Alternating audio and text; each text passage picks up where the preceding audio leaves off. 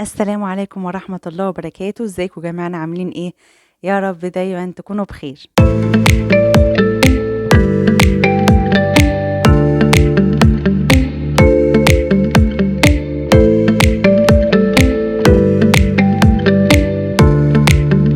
في قصة النهاردة هنتعلم فيها ان مهما كانت العشرة مع الانسان اللي معانا او شريك حياتنا مش لازم ابدا نأمن له. القصة بتبتدي مع بنت اسمها أميرة عندها 33 سنة، بنت من محافظة سوهاج، من أسرة عادية جدا متوسطة الحال. اتقدم لها شاب اسمه ناصر كان أكبر منها ب18 سنة. كانت إمكانياته المادية أعلى منها بشوية، وكان بيشتغل سمكري وعنده بيت ملك. وبالفعل تم الجواز اللي استمر لمدة 11 سنة. حطوا تحت كلمة 11 دي 10 خطوط. المهم استمر الجواز لمدة 11 سنة، خلفوا خلالهم 4 أولاد.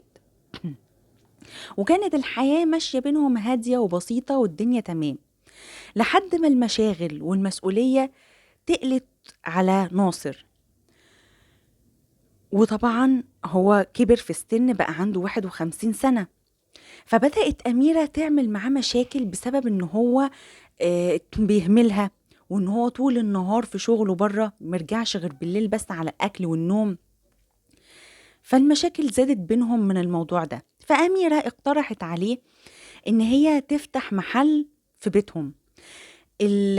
بيوت القرى أغلبيتها يعني بتبقى دور أو دورين. فهي اقترحت إن هي تاخد أوضة على الشارع تفتحها محل، منها هتشغل نفسها ومنها هتساعد في مصاريف البيت. فناصر وافق، وفعلا جابت شيبسيات وحلويات وبدأت شغل. فبقى ناصر طول النهار في شغله، وهي طول النهار في البيت والمحل. حبت ان هي تكبر تجارتها وتزود البضاعة وكده، فاحتاجت معاها حد يساعدها في شيل ونقل البضاعة، وكمان يساعدها في البيع على بال ما هي تخلص شغل بيتها وأكل جوزها وعيالها. وعرضت الفكرة على ناصر جوزها، فوافق، بس كان عنده شرط واحد، ان هي تجيب عيل صغير علشان ما ينفعش يبقى فيه راجل كبير واقف معاها في المحل. وفعلا كان ليهم جار اسمه محمود كان عنده 20 سنة، وحطوا برضو تحت 20 سنة دي مليون خط. المهم ان محمود اشتغل عندها. حصل اعجاب من ناحية أميرة بمحمود، لانه كان شاب بقى وسنه صغير وكله طاقة وحيوية، وبيشتغل من 8 الصبح، يجي يفتح المحل ويفضل شغال لحد الساعة 8 بالليل، ما بيتعبش، عكس جوزها اللي بيرجع من الشغل تعبان وهلكان وعايز ينام. وكمان ده سنه صغير غير جوزها كبير في السن. فبدأت تقارن بين جوزها وبين محمود، خصوصا ان محمود معاها طول الوقت قصاد عينيها في المحل. يعني كان بيحصل بينهم كلام واحتكاكات، سواء بقى في المعاملة او في التلامس. بس كان محمود يعني مش هقول مش مدي اخوانا، كان مفكر ان ده طبيعي، يعني ان مفيش حاجة مش طبيعية. لان اميرة بالنسبة له كانت ست كبيرة، اكبر منه ب13 سنة هي، فكانت بالنسبة له ست كبيرة ومتجوزة وعندها عيال. كمان هو كان بيحب او معجب بواحدة جارته، بنت جارته. البنت دي كانت اصغر منه بكام سنة كده. وطبيعي هو تفكيره زي اي شاب بيحاول ان هو يشتغل ويجمع فلوس علشان يروح يتقدم ويخطب البنت اللي معجب بيها او بيحبها. فأميرة لاحظت نظرات الإعجاب اللي بينه وبين البنت دي، فقررت إنها لازم تبعدهم عن بعض. ففكرت تعمل إيه؟ قعدت تلمح لأهل البنت إن البنت بتيجي مخصوص تشتري من المحل عشان خاطر محمود. فطبعا أهلها لما سمعوا الكلام ده منعوا البنت خالص إنها تروح المحل، خوفا على سمعتها وسمعتهم.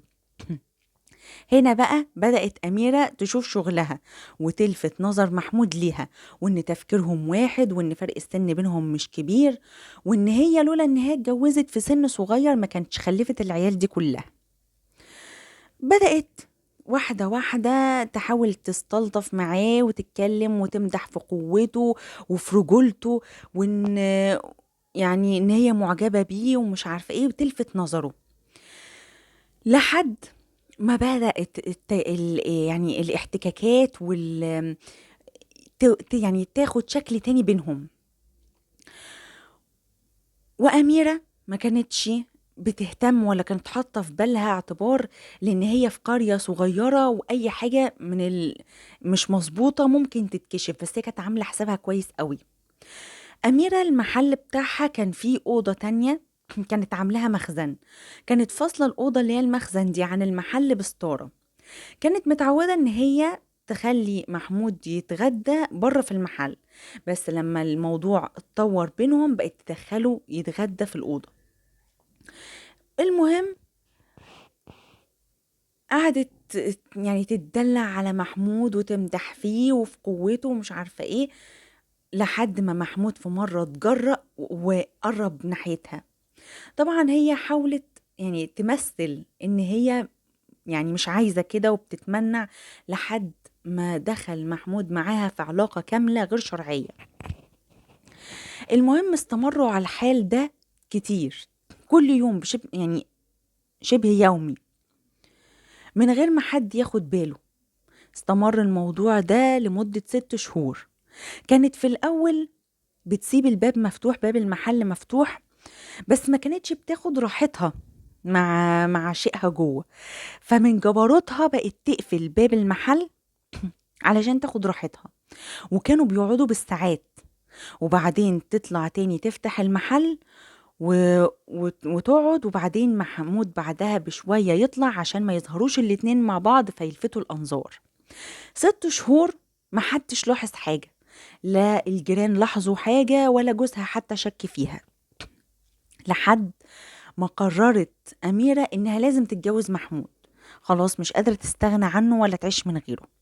ففكرت إن هي لو اتطلقت هتخسر كل حاجة، هتخسر بيتها وهتخسر المحل اللي بقى مصدر رزق ليها، وكمان بتصرف منه على عشيقها اللي ما حيلتوش حاجة، لا حيلته بيت ولا فلوس علشان حتى يتجوزها. ففكرت إنها لازم تخلص من جوزها. عرضت الفكرة على محمود، طبعا يعني ما منعش، بالعكس يعني ما فيش احسن من كده جوازة، هيتجوز الشقة موجودة والعفش موجود والمحل موجود وفلوس بتتصرف عليه. فوافق، وقعدت أميرة تخطط ازاي تنفذ جريمتها. وفي اليوم الحادثة استنت جوزها لما رجع من الشغل، وهيأت نفسها وظبطت حالها وقعدت تتدلع عليه لحد ما حصل بينهم علاقة زوجية. أميرة كانت بتحاول على قد ما تقدر إن العلاقة تستمر لأكبر وقت ممكن، بحيث إنها تتعبه خالص وتهد حيله. وفعلا بعد ما خلصوا عملت له كوباية شاي وحطت له فيها أقراص مخدرة، فدخل في حالة إغماء وهو على السرير. اتصلت ساعتها بمحمود وقالت له ان خلاص ان هو نايم جوه وتعالى ومش عارفه عشان نخلص. وفعلا جه، وهو بيحاول يخنقه كان ناصر بدأ يفوق. فأميرة لما شافته بدأ يفوق قامت طالعة فوقيه وبركبتها على زوره وقعدت تخنقه، بحيث ان هي يعني عايزة تشل حركته وتموته. ولما اتأكدوا ان هو خلاص مات، شدوه سحبوه رموه من على السرير، وهم عملوا علاقة غير شرعية كاملة جنب جثة جوزها. يعني مفيش جبروت بعد كده. المهم قعدوا يحتفلوا بالساعات، وبعد ما خلصوا لفوه في بطانية وحطوه في شكارة ونقلوه على تروسيكل، ومحمود راح رماه في ترعة في نفس القرية اللي هم فيها. واليوم عدى عادي. وتاني يوم أميرة الصبح طلع يعني رحت المحل فتحته وجا محمود برضو، قضوا اليوم عادي جدا من غير أي مشكلة. جت في آخر اليوم راحت لإخوات محمود وقالت لهم إن محمود طلع الصبح شغله ولحد دلوقتي لسه ما جاش، وان هي لما بتتصل عليه بالموبايل بتاعه مقفول. فراحوا اخوات جوزها يسألوا عليه في مكان شغله، لقوا انه هو اصلا ما راحش الشغل. فطبعا قلقوا وراحوا للقسم علشان يعملوا محضر بتغيبه، وطبعا أميرة معاهم. المهم ان بعد يومين من الحادثة، جثة ناصر طفت على وش المية. فالأهالي شافوها وبلغوا البوليس، وطبعا جه وأخده ووداه الطب الشرعي. ولأن البلد دي ما كانش بيحصل فيها حالات اختفاء كتير، يعني ما فيش حالات اختفاء تقريبا غير ناصر، فجابوا استدعوا أميرة مراته وإخواته عشان يتعرفوا على الجثة. أميرة وصلت الأول، ولما شافت الجثة أنكرت إن ده ناصر جوزها، بس كان وصل إخواته ولما شافوه اتعرفوا عليه وقالوا ده فعلا أخونا ناصر. فالشرطة شكت فيها، إزاي مراته ومش عارفة شكله، لا عارفة شكله ولا عارفة حتى من هدومه؟ فشكوا فيها وبدأوا التحريات بتاعتهم والتحقيقات وعرفوا إن هي أميرة على علاقة غير شرعية بالولد اللي شغال عندها في المحل. استدعوا الاتنين وبالتحقيق معاهم ومواجهتهم ببعض وعلاقتهم مع بعض، اعترفوا باللي هم عملوه. اتحولوا على المحكمة والمحكمة حكمت بالإعدام. القصة هنا واللي قلت لكم حطوا تحتهم كذا خط: 11 سنة، 11 سنة جواز، وفي الآخر غدر وقتل. طب يعني المفروض ان الناس تخلي بالها ازاي، تعمل ايه؟ يعني الواحد بيخاف من حد ممكن يكون متعرف عليه بقاله يوم ولا يومين ولا حتى شهر ولا شهرين، لكن ده 11 سنة، 11 سنة، وكل يعني الانتقام والغل والغدر ده جواها. عيالها حتى ما كانوش فارقين معاها، هي كل اللي في دماغها بس عشقها. واللي هو اصلا في التحقيقات فجر مفاجأة كبرى، واللي هو قال ان هو اصلا ما كانش هيتجوزها، ده كان هيعيش معاها بس كده. يعني منتهى الذل ليها، يعني اللي عملته في جوزها الله يرحمه ويسامحه، طلع عليها ان كانت هتعيش مع واحد واصلا مش عايز يتجوزها، وفي الاخر عملت ايه؟ يعني راحوا في 60 داهية الحمد لله. وكمان حاجة تانية، فكرة ان جوزها لما وافق ان يجي حد يشتغل معاها، كان شرطه ان يجي حد صغير، عيل صغير. طب هو 20 سنة ده عيل صغير؟ يا جماعة ده احنا حتى عندنا في الدين ان الطفل مجرد ما بيوعى وبيفهم وبيبتدي يعني يدرك اللي حواليه، ما ينفعش ان هو يشوف ابوه او امه في اي وضع، حتى لو كان يعني مجرد استلطاف كده، ما ينفعش. فما بالك ده بواحد عنده 20 سنة؟ فين عيل؟ فرق بينه وبينها 13 سنة. يعني احنا بنشوف ناس بيتجوزوا الفرق بين الست والراجل بيبقى كبير جدا، 13 سنة مش حاجة. يعني حتى حديث الرسول عليه الصلاة والسلام: ما اجتمع رجل وامرأة إلا وكان ثالثهما الشيطان. فإحنا إزاي ما ناخدش بالنا من حاجة زي كده؟ إزاي اعتبرنا إن الفرق ده هين وإن 20 سنة عيل؟ الحاجات دي كلها بتجيب مصايب، وهي مصيبة كبيرة.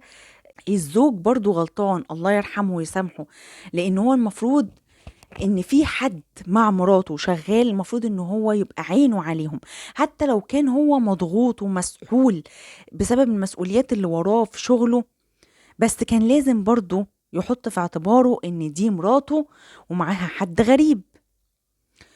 عموما الله يرحمه ويسامحه، وحسبي الله ونعم الوكيل في أميرة وفي محمود وفي كل الناس اللي على شاكلتهم كده، لأن الحوادث دي مش لحظية بتحصل النهاردة وخلاص ما بتتكررش تاني. للأسف الجرايم بقت عاملة زي الموضة، اللي هي مهما ادمت بترجع تتكرر تاني. فربنا يحفظنا ويحفظ بناتنا ويحفظ أزواجنا وزوجاتنا، ويكفينا شر الشيطان وشر الفتن ما ظهر منها وما بطن. شكرا. ما تنسوش ان دعمكم دايما بيفرق، باللايك والشير والسبسكرايب وتفعيل الجرس. حلقة النهاردة خلصت، بس لسه الحلقات جاية كتير، استنوني في حلقة تانية جاية. شكرا ومع ألف سلامة.